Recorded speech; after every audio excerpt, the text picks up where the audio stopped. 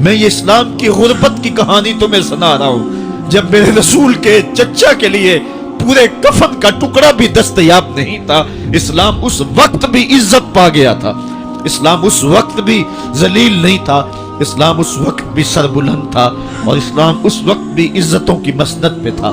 یہ اسلام کا وہ دور ہے کہ جب حضور مسجد نبوی سے باہر نکلتے ہیں تو آگے حضرت عمر و ابو بکر رضی اللہ تعالی عنہما کھڑے ہیں، چہرے کے اوپر عجیب اداسی ہے۔ کہا عمر، ابو بکر اس وقت کیوں کھڑے ہو؟ عرض کی حضور بھوک نے گھر میں ٹکنے نہیں دیا، ہم نے چاہا حضور کا چہرہ دیکھ لیں تو کچھ پیاس بجھ جائے، کچھ بھوک مٹ جائے۔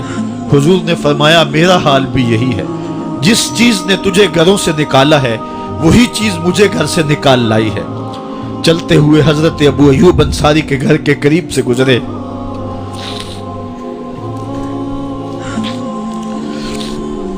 حضور کی خوشبو پا کے وہ باہر آ گئے۔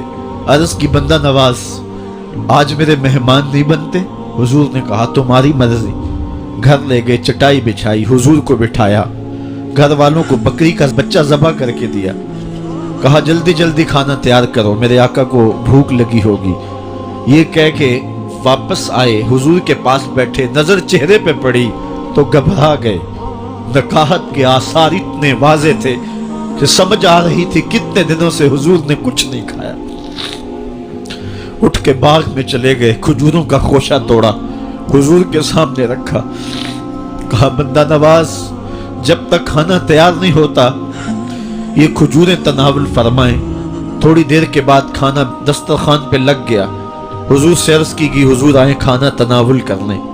حضور نے دسترخوان پر تشریف فرما ہو کر کے حضور نے کپڑا اٹھایا تو حضور نے جب دیکھا کہ کھانا ہے تو حضور نے ایک روٹی لی اور چند بوٹیاں اٹھائیں اور ایک خادم کو بلا کر کے کہا جاؤ ہمارے گھر دے آؤ، میری بیٹی فاطمہ کتنے دنوں سے بھوکی۔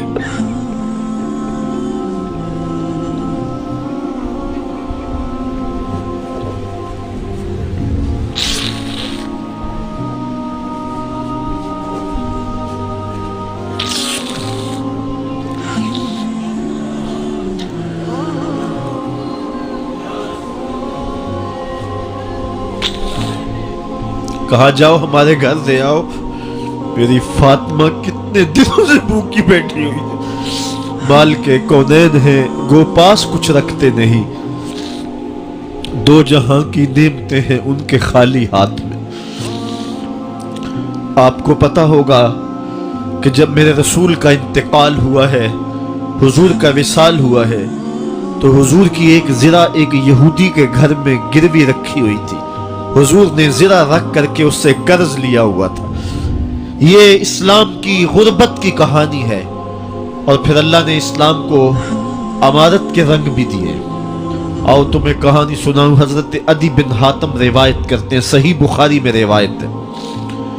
یہ حاتم تائی کے بیٹے ہیں، کہتے ہیں میں حضور کی خدمت میں حاضر ہوا، ایک شخص آیا، کہنے لگا حضور غربت نے میرا برا حال کر دیا ہے، اور اس نے شکایت کی غربت کی، پسماندگی کی اور اپنی معاشی بدحالی کی۔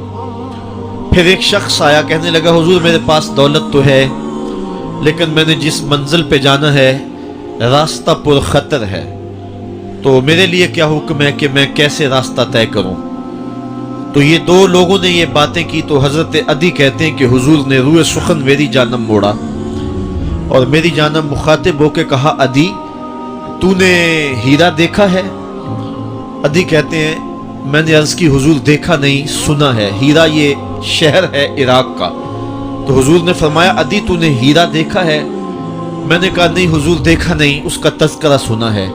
فرمایا عدی اگر اللہ تجھے زندگی کی مہلت دے تو ہیرا سے ایک خاتون چلے گی، تو اپنی آنکھوں سے دیکھے گا اور مکے تک پہنچے گی اور اللہ کے گھر کعبہ کا طواف کرے گی، اور اس کو ہیرا سے لے کر کے مکے تک اللہ کے علاوہ کسی کا ڈر نہیں ہوگا۔ کہتے ہیں کہ میں نے دل میں کہا کہ پھر بنو طے کے ڈاکو مر گئے ہوں گے جنہوں نے عرب کے اوپر روب ڈال رکھا ہے، تو وہ تو پھر ختم ہو گئے ہوں گے، कहते हैं मैं अभी सोच ही रहा था कि हुजूर ने मजीद मेरी हैरत में इजाफा करते हुए कहा, अदी अगर तुझे अल्लाह ने जिंदगी की मोहलत दी तो तू देखेगा कि किसरा के खजाने तेरी झोली में होंगे। तो उस दौर की सुपर ताकत थी। मैंने कहा हुजूर किसरा बिन हुरमस? हुजूर ने फरमाया हाँ किसरा बिन हुरमस। कहते हैं कि हुजूर ने फिर फरमाया, दी अगर तू जिंदगी पाई तो तू वो दिन भी देखेगा कि एक शख्स ज़कात की रकम लेकर के, ज़कात की चांदी लेकर के, ज़कात का सोना लेकर के निकलेगा और उसको कोई ज़कात का मुस्तहिक ही नहीं मिलेगा। हज़रत अदी बिन हातिम कहते हैं कि फिर मैंने वो मंजर अपनी आंखों से देखा कि हीरा से खातून चली और मक्के तक पहुंची और अमन ऐसा था कि उसको अल्लाह के अलावा किसी का डर नहीं था।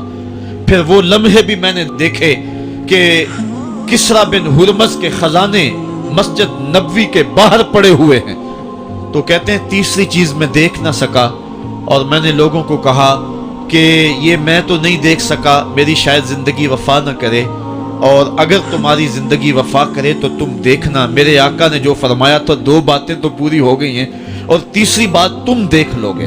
हजरत यहया बिन सईद फरमाते हैं कि हजरत उमर बिन अब्दुल अजीज का जमाना था और उन्होंने मुझे अफ्रीका की जानब ज़कात वसूल करने के लिए भेजा।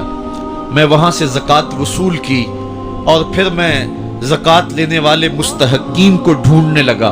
तो कहते मुझे कोई मुस्तहिक ना मिला। फिर मैं गुलाम पकड़ता और उसके पैसे दे के उसको आज़ाद करवाता चला जाता। हज़रत उमर बिन अब्दुल अजीज का ज़माना है कि गवर्नर है इराक का। वो हज़रत उमर बिन अब्दुल अजीज को लिखता है कि इतनी रकम है, इसका क्या करना है। तो उमर बिन अब्दुल अजीज कहते हैं रकम लेके यहाँ ना आना, वहाँ इराक के लोगों में बांट दो, जो ज़कात के मुस्तहिक हैं उनको तकसीम कर दो। तो गवर्नर लिखता है जो मुस्तहिक है उनको दे दी, अब कोई मुस्तहिक नहीं रहा तो मैं क्या करूं। तो हज़रत उमर बिन अब्दुल अजीज कहते हैं जो मकरूज हैं उनका कर्ज उतार दो। तो कहते हैं कि हाँ कर्ज भी मैंने उतार दिया है, रकम फिर भी बच रही है, क्या करूं।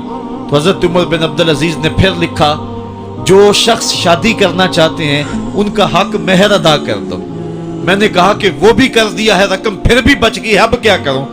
तो हज़रत उमर बिन अब्दुल अजीज ने मुझे लिखा कि जो गैर मुस्लिम हैं जिन्होंने टैक्स दिया हुआ है, जितना टैक्स दिया है उससे दुगने पैसे उनको कर्जे में दे दो और उनको कहो जाओ इसका कारोबार करो, खेती बाड़ी करो, और साथ उन्हें यह भी कह देना कर्ज की फिक्र ना करना और ज्यादा इसमें परेशान ना होना, जब दे सकोगे दे देना। ये दौर भी फिर इस्लाम ने देखा और ये घड़ियां भी देखी जब चिथड़े पहने हुए थे, जब पैबंद लगे लिबास पहने थे, जब पेट में डालने के लुकमा भी नहीं था। अल्लाह का दीन उस वक्त भी गालिब था